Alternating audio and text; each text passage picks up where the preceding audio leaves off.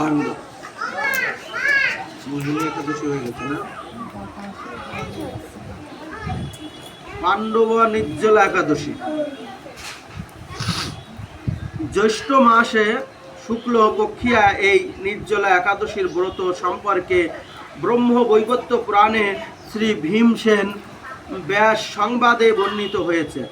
মহারাজ যুধিষ্ঠির বললেন, হে জনার্দন, আমি অপ্সরা একাদশী ও সমস্ত মাহাত্ম্য শ্রবণ করলাম।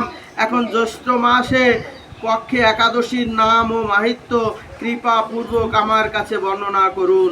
শ্রীকৃষ্ণ বললেন, এই একাদশীর কথা মহিষী ব্যাসদেব বর্ণনা করিয়াছেন, কেননা যিনি সর্বশাস্ত্রের অর্থ ও তত্ত্ব পূর্ণ রূপে জানেন।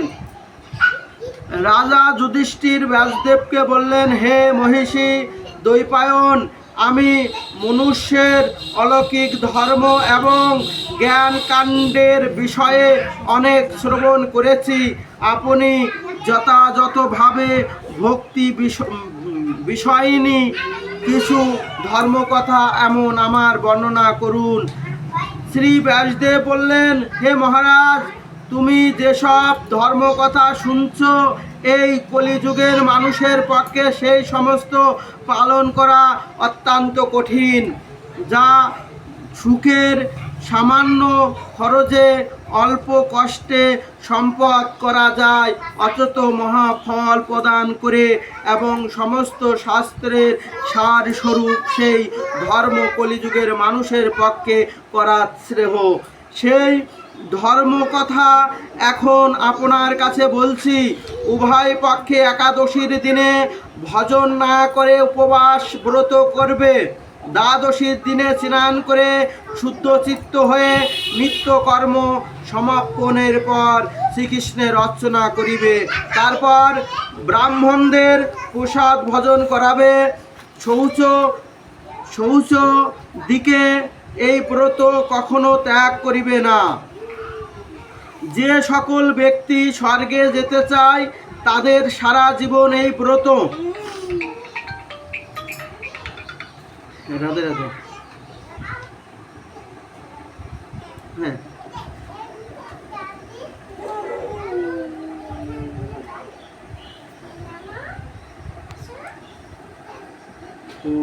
না গেলে তাদের সারা জীবন এই ব্রত পালন করা উচিত।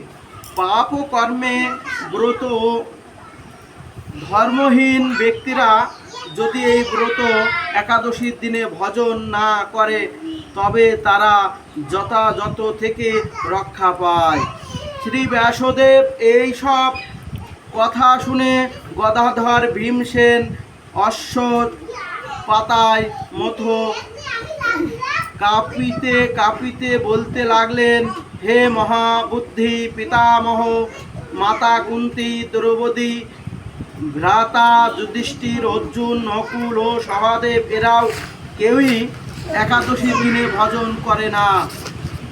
এই একাদশী সবাই পালন করে, একাদশী কেউ ভঙ্গ করে না। ভীম, নকুল, সহদেব, পিতামহ ভীষ্ম এবং কুন্তী, দ্রৌপদী যত ব্যক্তি ছিল সবাই ব্রত পালন করত, নির্জলা একাদশী ব্রত পালন করেছিল। এবং এই পাণ্ডবা একাদশী মানে পাণ্ডবরা এই দিনে একাদশী করেছিল। আর পাণ্ডব নির্জলা একাদশী আর একটা আছে, সেটা হচ্ছে ভীমসেন একাদশী। সেটা হচ্ছে হলো ওই মাঘ মাসে ভীম একাদশী করেছিল বলে ওইটার নাম হচ্ছে ভীমসেনের একাদশী, ভীম একাদশী বলা হয়, ভৌমিক একাদশী। আর আজকের দিনে হচ্ছে পাণ্ডবা নির্জলা একাদশী। আজকের একাদশীরা পাণ্ডবরা, এই পাণ্ডবরা 5 ভাই এই আজকের দিনে একাদশী করেছিল। কিন্তু একমাত্র ভীম বাদে, ভীম আজকের একাদশীও করেছিল না, ভীম বাদে সকলে একাদশী করেছিল। তাই আমাকে অন্ন গ্রহণ করতে নিষেধ করে, কিন্তু দুঃখ সহ ক্ষুধা যন্ত্রণার জন্য আমি উপবাস করতে পারি না। ভীমসেন এই রকম কথা ব্যাসবেদে বলতে লাগলেন, যদি স্বর্গীয় দিব্যধাম লাভের তোমার একান্ত ইচ্ছা থাকে, তবে উভয় পক্ষে একাদশীতে ভজন করিবে না। তদূরে ভীমসেন বললেন, আমার নিবেদন এই যে উপবাস তো দূরের কথা, দিনের একবারও ভজন না করে থাকা আমার পক্ষে অসম্ভব, কারণ আমি উদয় বৃক্ষ নামে অগ্নি রয়েছে। ভীম বলছে যে আমার তো একদিন আগের কথা, আমার এক মুহূর্তেও না খেয়ে থাকার মতো পরিবেশ নাই, কারণ আমার অগ্নি আমার দেহের মধ্যে বাস করে, ভজন না করে কিছুতেই সে শান্তি হয় না। তাই প্রতিটি একাদশী পালন আমি একেবারেই অপহরণ, মানে একেবারেই পারবো না। ভীম বলল, হে মহিষী, বছরে একটি মাত্র একাদশী পালন করে যাতে আমি দিব্যধামে লাভ করতে পারি, এরকম কোনো একাদশীর কথা আমাকে নিশ্চিত করে বলুন। ভীম বললেন। তখন ব্যাসব্যাস বললেন, জ্যৈষ্ঠ মাসে শুক্লপক্ষিয়া একাদশীর তিথিতে জলপান পর্যন্ত না করে সম্পূর্ণ উপবাস করিবে, তবে আচমনে দোষ হবে না। ওই দিন অগ্নিসহ অন্ন আদি গ্রহণ করিবে না, ব্রত ভঙ্গ হয়। একাদশীর দিন সূর্য উদয় থেকে দ্বাদশীর দিন পর্যন্ত জলপান বর্জন করিবে, অনায়াসে 12টি একাদশীর ফল লাভ হয়। বছরের অন্যান্য একাদশী পালনে অজান্তেও যদি কখনো ব্রত ভেঙে যায়, তা হলেও এই একটি মাত্র একাদশী পালনে সেসব দোষও দূরীভূত হয়। দ্বাদশীর দিনে ব্রহ্ম মুহূর্তে স্নান আদি কার্য সমাপন করে শ্রীহরির পূজা করিবে, সহচার ব্রাহ্মণদের বস্ত্র আদি দান ভজন করিবে, আত্মসুজন সঙ্গে নিজের ভজন করাবে। এরূপ একাদশী ব্রত পালনে যে প্রকারের পুণ্য সঞ্চয় হয়, এখন তা শ্রবণ করো। সারা জীবন সমস্ত একাদশীর ফলের এই একটি মাহিত্য ব্রত উপবাসে লাভ হয়। শঙ্খ চক্র গদা পদ্মধারী ভগবান শ্রীকৃষ্ণ নিজেকে বললেন, বৈদিক ও অলৌকিক সমস্ত ধর্ম পরিত্যাগ করে যারা এই মাত্র একাদশী শরণাপন্ন হয়, তাদের নির্জলা একাদশী পালন হয়ে তারা সমস্ত পাপ মুক্ত হয়। বিশেষ কলিযুগে ধন সম্পদ দানের মাধ্যমে সদ্গতি বা সত্য সংস্কারের মাধ্যমে যথাযথ কল্যাণ লাভ হয় না। কলিযুগে দ্রব্য শুদ্ধি নেই, কলিযুগে শাস্ত্রে সংস্কার বিধি হয় না, তাই বৈদিক ধর্ম কখনো সুসম্পন্ন হতে পারে না। যে হে ভীমসেন, তোমাকে বহু কথা বলা আর প্রয়োজন নেই।